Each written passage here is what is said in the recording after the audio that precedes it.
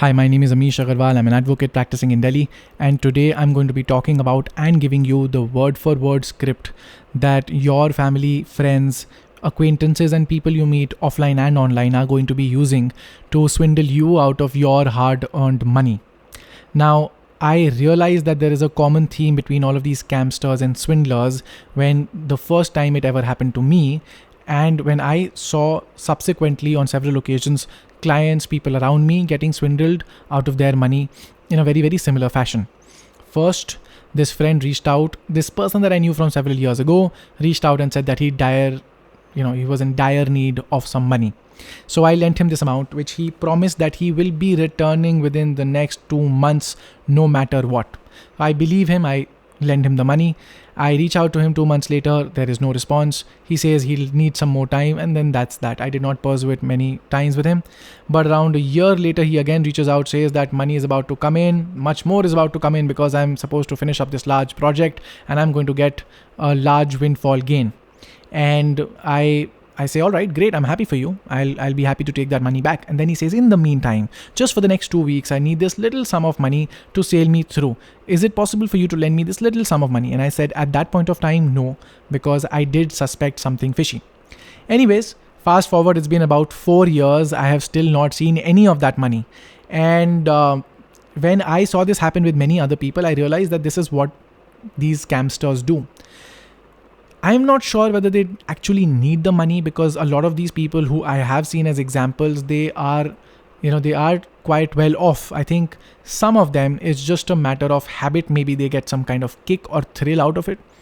In any case, a couple of years later, when I also was a little more wise, another person who I knew very well and who I knew to be quite affluent reached out and said, I need this little sum of money for just 3 days and I'll return the money to you. I was a little wiser and I said, I'm sorry, I spent all of that money everywhere and on some random excuse, and then I cannot give you the money. Couple of weeks after that, this client, who is also a mutual friend of that person, comes up to me and tells me, among other things, that this man is actually now a gambling addict, and because of which he swindles his friends, family even, out of money and does not return any of it, keeps promising that in the near future he will be doing it. This same scamster fellow, quite affluent, if you talk to him, he'll be seen in good circles everywhere, keeps popping up every 6 months with a call requesting for just that little sum of money just for a couple of days. On the last occasion, I told him that without any disrespect, without any threat, of course I am not going to extend any money to him, but just to explain to him that if any of your friends or family members goes to the police, say for example, if there is 1,000 that you have taken from any one of these people, they will go and say that 1,000 has been taken from me, please get it returned. The police might register an FIR, of course, because this is not 1,000, this is lakhs and lakhs of rupees that we're talking about. The police will register their FIR. They will come and track you down. You will then be spending money on lawyers. You will also be spending money on the cops perhaps as well.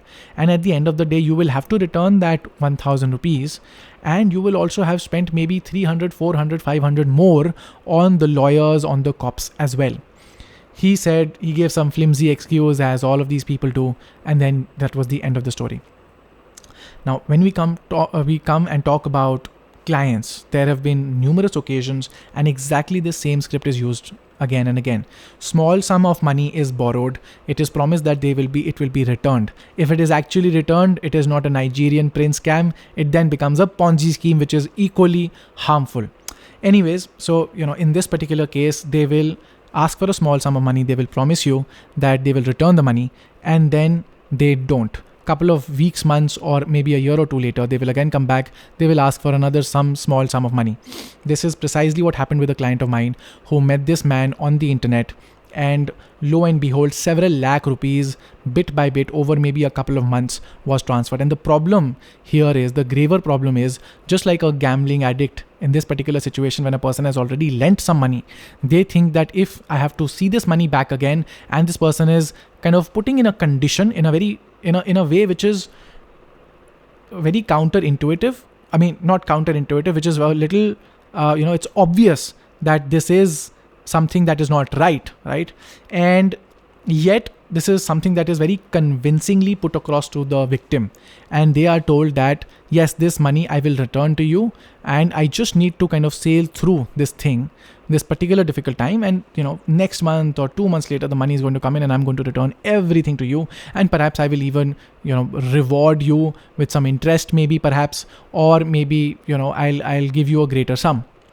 All of these situations, you can assume that in all probability you will not be getting that money back. Someone wise has told me this several years ago, that when you ever lend anybody any amount of money, just tell yourself in your mind that you will never be getting that money back.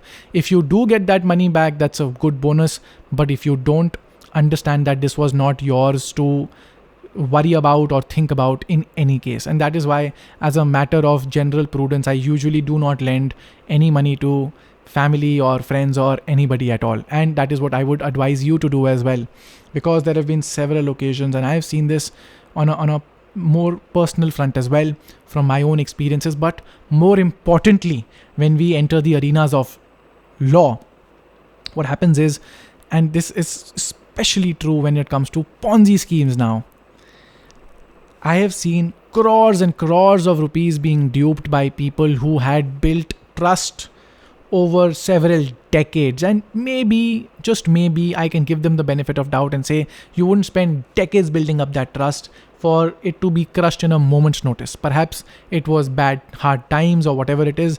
The difficulty is, from what I have seen, India, the country that it is, the amount of, on record amount in your banks and in your other investments and your cash component of your net worth is something which is always present. And people are not too worried about giving away cash as loans, especially when there is a little bit of interest component therein. And trust is built over sometimes a couple of days, couple of weeks, sometimes couple of months, and as I mentioned, sometimes even couple of years. But what happens at the end of it is, I have seen so many examples of there being absolute iron tight trust between the parties, and yet, for the aforementioned reasons, the person who has taken the loan defaults. And when they do, the person who has lent the money has no option but to go to court. And even then, from experience, I say, if the person files a complaint saying that I had given, say, 50 lakhs or 1 crore rupees cash to this person, they are also aware that they might be opening themselves up to scrutiny by the income tax department as well. And that becomes a huge concern. And on a lot of occasions like this one, there are, business transactions of a similar nature, or perhaps there are loans between, business partners, and a lot of similar, things of a similar nature happen. And in that, the best you can do is you can go and seek recovery of amounts that you duly transferred account to account. And, on a lot of occasions, cash component, it is very difficult for you to prove in a civil court. And that is why you go and you pay the police some money to register an FIR against the accused person. And then they will go to the accused person. They will take money from him as well. Usually the money that you have given the accused person in the first place. And then they will refuse to, or throw up many impediments in returning, in arresting the accused person, because of which his liberty is, without any problem. Again, when the matter goes to trial, it will be very difficult for you that you lent cash. Even if you have, say, written receivings or whatever it is, the onus of proof in criminal matters is too high. The way these transactions are structured in civil law, in civil matters, civil recovery proceedings, it again becomes very, very difficult. Long story short, the point is, it is always better if you are giving out loans. Definitely one aspect is, give it account to account. Do not do the cash component. And if you are giving loans, especially to family and friends, beware of this whole swindler scammer situation.